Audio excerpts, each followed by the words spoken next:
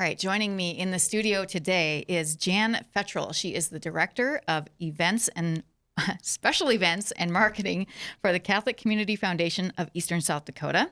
And her daughter, Miranda Ochocki, which I had to make sure I got right because it is a very strange spelling, but Ochocki. They're here in the studio with me to talk about Mother's Day, motherhood, tell us some stories about their lives. Hopefully they won't throw each other under the bus. No promises. Welcome, ladies. Thank you. Thank you so much for having us. This is a great honor. Yeah, yes. Good. Thanks for being here. It is Mother's Day. As you know, we're recording this beforehand, but when it airs, it will be Mother's Day. So will the two of you start first by telling us a little bit about yourselves, your family, especially Jan, if you'll start. All right. Absolutely. I am married 40 years. Oh, wow. Yeah, I know, right? I was 10. Clearly. Not much. No. To an amazing man, Kevin. And Kevin and I had two really, truly amazing children, Miranda and Brett. And I work for the Catholic Community Foundation. And as you said, I'm event planner. I plan the bishop's charity events. Yeah. And then additionally, I manage the marketing department. Right. Yeah. Did you guys, did you grow up around here? Grew up in Salem. Salem. Okay. Yeah. So you really did grow up nearby. Yes. Yeah. Yes, my indeed. uncle lives in Salem now. So I'm a little bit familiar with Salem. Yeah. Not it's a ton. A great community. But, yeah. We kept Miranda there until she completed kindergarten, and then we moved to Sioux Falls. Okay. So Miranda, tell me a little bit about you, please. Yeah. So I, was born in Salem, but I'm married for 10 years, 11 in 2 months. Nice. We have two kids, 4 and 10 months old. Oh, so boy. That's been fun. You're busy. Yes. And two little balls of boy energy. 2 boys. Yes. Oh. Yeah. And we both work from home, but thankfully our kids go to daycare. Oh, yeah. That's Would fantastic. you get anything done if they were at home? No, because I kept the baby home for 6 months. He was born, right kind of at the height of the pandemic. Oh, yeah. So kept him home for a while. But my husband and I actually met at church. We lead worship at St. Michael, Morning Star, Sunday nights. And, we met there when we were in high school, so I've known him for 21 years. That's really great. So it's kind of a fun little story. Yeah. And he even proposed there. Yes, he did. Oh my goodness. Yeah. You guys really have like absorbed your faith, and it's all the way there in your marriage, I imagine. Yeah. Very cool. All right, so we're going to talk a little bit about motherhood and so on, and I want to start with, I found a couple of spots in the Catechism of the Catholic Church that talks about the Christian family. And they're really great little pieces kind of that ground what we're supposed to be as families in the Catholic Church. So the first one is number 2205. And this is actually, it's under the header of the family in God's plan. It says, the Christian family is a communion of persons, a sign and image of the communion of the Father and the Son in the Holy Spirit. In the procreation and education of children, it reflects the Father's work of creation. It is called to partake of the prayer and sacrifice of Christ. Daily prayer and the reading of the Word of God strengthens it in charity. The Christian family has an evangelizing and missionary task. I read that piece, Jan, and I thought of the bishop right away. Absolutely. We have, as families, we have a missionary task. So as mothers and daughters, you have a missionary task with your families, which I think is really important to remember. The other piece deals with parents specifically. This is 2222. It says, parents must regard their children as children of God and respect them as human persons. Showing themselves obedient to the will of the Father in heaven, they educate their children to fulfill God's law. And then there's another small one. There's a great one right after that people can read on their own, number 223, that's kind of expands on the role of parents. But there's one for children in number 2227. It says, children in turn contribute to the growth in holiness of their parents, if you can believe that. Probably a lot of holiness growth going on there for both of you. It says, each and every one should be generous and tireless in forgiving one another for offenses, quarrels, injustices, and neglect. Mutual affection suggests this, and the charity of Christ demands it. So I think that's really, those are some weighty words for families to think about in your faith. Absolutely. So let's talk about, Jan, if you will start. How did you approach motherhood and faith when you were raising your kids? How did you guys do that? It was important from the very beginning. When I found out I was pregnant with Miranda, it was just an incredibly moving time, and I think it is for every new mother. Mm-hmm. And it was time to truly reflect on, am I the person that I need to be Oh, yeah. in order to raise a godly child? Mm-hmm. And from that very moment, I gave both of my children to God. And it's like, you know what, I'm loaning these from you. Yeah. And please give me the wisdom to be a good mom. Yeah. And, there was a lot of prayer involved. And, and through the years, there's just that reality of, I've got to be a role model.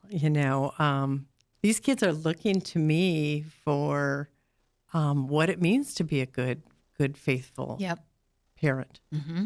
And that's a lot when you think about it. Yeah. And but that was just so important to make sure that we only get one chance to get it right. You can really mess it up. I don't think I did too bad, right? No, you did great. So yeah, and Kevin and I would talk about that a lot. It's like we've been given these amazing gifts. Let's not mess this up. Yeah. Yeah. Because you want to get them back. You're right. You loaned them from God. You want to get them back to him. Absolutely. Would be ideal. Absolutely. Yeah. And that has been so important to us through the years, and not to be too in their face about it. It's like, Right. But let's get this right and keep our focus right. Yeah. So Miranda, did she get it right? I think she got pretty good, but How was it for you? yeah, so we struggled with a little bit of infertility to get pregnant. And so I think my journey started very differently with, when I found out I was pregnant, my mom gave me this Samuel quote that it's, for this child I have prayed. And she still thinks we should have named our firstborn Sammy, but it's fine. I called him Sammy for 6 months. Forever, yeah. But, so there was a little bit of a different journey. And so when we finally, got that positive, test result, it was so exciting. And so we approached it with just such a joy and a gratitude that it happened, right? Because you're not knowing. Right. And so that was so very exciting. And, 2 boys, and, they're just starting out their life, and they don't really have the patience to sit down at church and those different things. And so just trying to figure out how to raise children in that age. But, he sits down at mealtime and we say the prayers, even when he says, nice. I don't want to, but, we anyway. work on it, right? Because that's just the air. So, you hope that, you instill a few of those normal things. And, he comes, used to before the pandemic, but would come to church with us, and, we would do the music, and he just thinks that's normal, that people just go up, and being a part of the church community is a normal thing. So that was, hopefully something that's exciting, and we can continue to pass on when things go back to normal-ish. I think it seems to me that in talking to different families, that it's really important for the kids to be involved in parish life. And the more they're involved, the more likely they are to stay in the church later on, don't you think? Oh, absolutely. Yeah. Yes. Yeah. Yes. And, and Miranda spoke earlier to the fact that her, relationship with Jordan was born out of their involvement with Morning Star worship team at St. Michael Parish. And what a beautiful foundation that their relationship's built upon. And, I just have seen such beautiful things come from that. That's good. And we just really encourage Miranda. It's like, just try out for the group and just, I'm not even that great of a singer, which is funny. So I just say everything that happened is because of God. Like, I shouldn't really be in this group, but it's like I was, because there was a purpose, right? So you need to meet God somebody had a over plan. here. Yes, indeed. Exactly. Yes, indeed. He always has a plan. We just don't know what it is most of the That's time. right. That's right. So were there things that your mothers did? Jan, I'm really curious to hear this from you, especially that, impacted your faith, made you a better mother?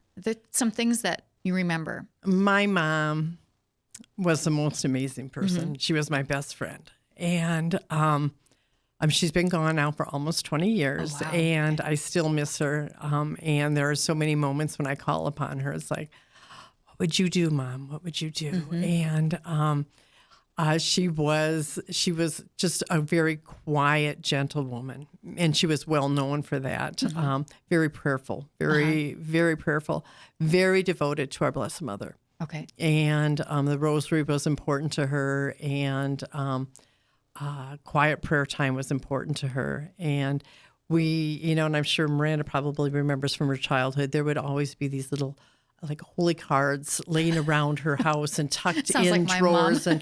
And, you just, and after she passed away, I inherited a lot of her stuff. And I would just find these little, like I said, little devotional cards and little even clippings from the newspaper where she saw a neat prayer. I just stumbled upon one the other day, and that she just, kind of tore out and put in her whatever it was at the time. And, but she was never, that I can recall, truly in my face about religion. Right. But from my earliest recollection, I knew I wanted to be like her. Yeah. Yeah. I didn't get the quiet part maybe down figured out too That's well. okay. Yeah, but truly, it's like I can't think of, when people say who's the closest thing to a saint that you've known. I think of my mom. Right. And what a beautiful, beautiful example for me and for Miranda. Yeah. Well, and that's what I was going to say, 100%. I would go to Grandma's house, and she had 3 sisters, and they would have this little, like, rosary group. And a young girl, I had no idea what was going on. I called them the Zuma Zumas because they, they just know their thing, right? They do the rosary. And but they just had this prayerful, and that was just normal to me. Yeah. That they just prayed the rosary, and that's just normal things that normal people do. Yeah. So I don't know, that's just how I was raised, right? Yeah. Yes. Yeah. Thanks. And Grandma was always so gentle and loving, and but again, she was never, she would invite the children to join her in prayer, but she would never insist upon it. Right. And she just gently bring you in. And one of my fondest memories, if I can share this, is when Miranda was so little, and Mom had a beautiful nativity set, and it was handmade, and it was just so beautiful and so delicate. And every year she would let Miranda help her unpack the nativity set and put it up. And when Miranda was so little, she just really didn't know how to, appropriately refer to it, but she'd always call it Jesus and the Gang. And so it was, Grandma, awesome. can we put up Jesus and the Gang? And it was just so amazingly beautiful. And I still remember just sitting back and watching those two. And after Mom passed, my sister actually got the nativity set, and the first year she went to put it up, and she's like, no, this belongs with Miranda, because this is Miranda's memory, and this is a part of Miranda's faith formation. And it's just such an amazing gift. And the donkeys have broken off ears that have been course. glued back on, but it's a all do. very treasured little set. Absolutely. So I get the distinct feeling that Jan, you have never pushed your faith on your kids. So Miranda, how is it that you have absorbed? I mean, is it just through example only? She was never forceful about it. How have you come to adopt the faith so well? Yeah, well, I mean, I don't think there was ever a expectation of attending church, right? And I think we were very blessed to have great pastors that engaged us. We had Father Joe, and now I can't remember who was before him, and then Father Simple, so we had some great people that, I don't know, that just helped encourage me and excite me about the faith. And then that's always a great thing. But yeah, there was never ever a conversation of, you need to be sitting down and reading your Bible or praying the rosary or anything like that. But encouragement, I mean, obviously I got a lot of exposure through Morning Star. Right. We did a lot of camps. We went to a few festivals to play at. Sure. And so just engaging in it, and Brett, my brother, went to World Youth Day. Oh, Just sure, so just yeah. encouraging Yep. the outings to, I think, even immerse yourself within like families that are also faithful. Yeah. You know, we didn't go to O'Gorman. We went to Tri-Valley out in the middle of the cornfield, you know, because we lived not in Sioux Falls. And so I think there's also that. We weren't able to be, you know, immersed in a Catholic school, but immersing yourself within those, you know, kind Other of Catholic pockets. families. Yeah, yeah. I think that's really important.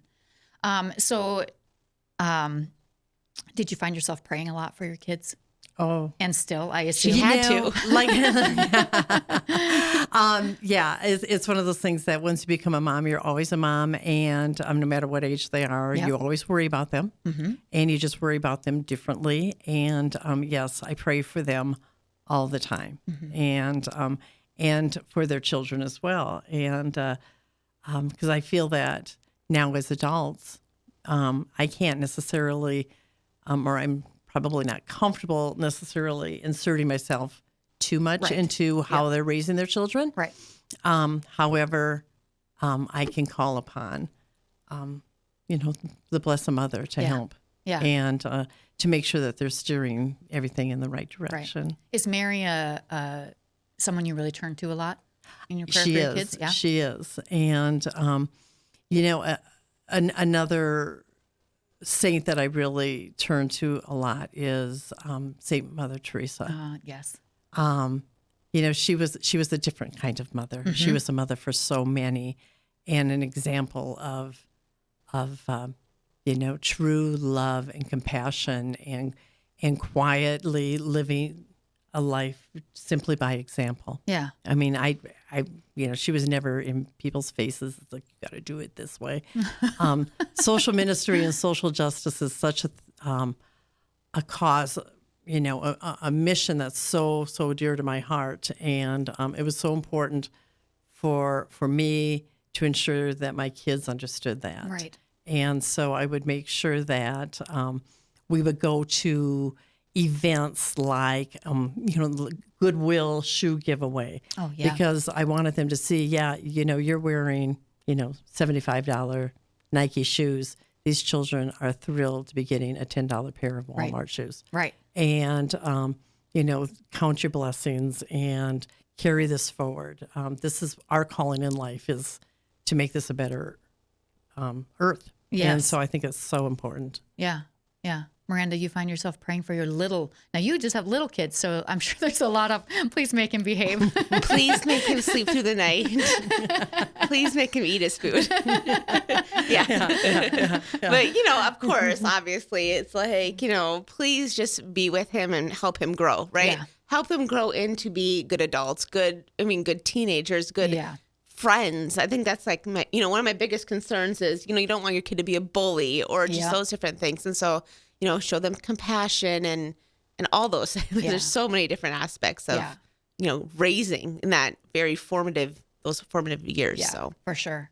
So your relationship together, I have to imagine. How old are you, Miranda, if you don't mind my asking? 34. Okay, so 30s. You could have just said 30s. I own it. It's good. Okay, good. So I imagine your relationship has changed a lot, probably especially in the last 10 or 15 years.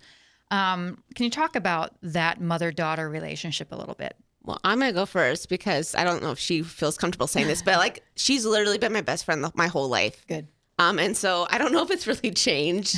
I think now it's just, you know, hey, now I call you grandma more than I call you mom, right? And so we've literally always been like this, and our personalities are so similar. Yeah, so yeah. I think what I even I said can to see you, I'm that, like, get ready because there's 2 Jans coming in, literally. Look out. And so I don't know. I truly love her, and so if she would ever come to me, I would always take it from a spirit of I don't know, like goodness. Like she'd never come to me with attack me, or I would never feel that way, right? It's always coming from love. Yes. Yeah. And like prayerful consideration and all those different aspects. Yeah. So yeah. Yeah. How'd you get that way, Jan? How'd you do that? I can still remember Miranda was quite young, in high school, maybe, and we were having a little dispute about something. I don't remember what it was about. And Because I was such a good kid. She can't remember. There's none of that. And I remember saying to Miranda, I'm your mom. I'm not your best friend. And I don't know where that came from, but it just came out. And because that's what we were told, you Right. parent, but you can't be their best friend. Right. And Miranda just wept and wept and wept. And she's like, Mom, you're my best friend. And it was that realization that I was given a very, very unique gift, that we could be very, very close, and Yeah. I could still be the mom. Yeah. Yeah. It's good when you can have that balance, because that's just a wonderful place to be. Yeah, it is. Our 20 minutes is already up, ladies, and that was super fast. I don't know how that That happened. was fast. Oh, we have so much more to talk about. I know. Have us back I sometime. know. We'll have to have you back again and to tell us more about your relationship, because it seems really beautiful and really faith-filled. So thank you so much for being here on this Mother's Day. Thank you. Happy And Mother's Happy Day to both Mother's of Day you. to all the mothers out there. Yes, most definitely. All right, next week I will have Chris Bergwald in the studio with me. I'm not sure what we're going to talk about. We'll figure that out sometime. But if you haven't been following us yet on social media, you can find us on Facebook, Instagram, Twitter, and YouTube, all at SF Diocese anytime. That is it for us today. Hope you'll join us again next week for more Catholic Views.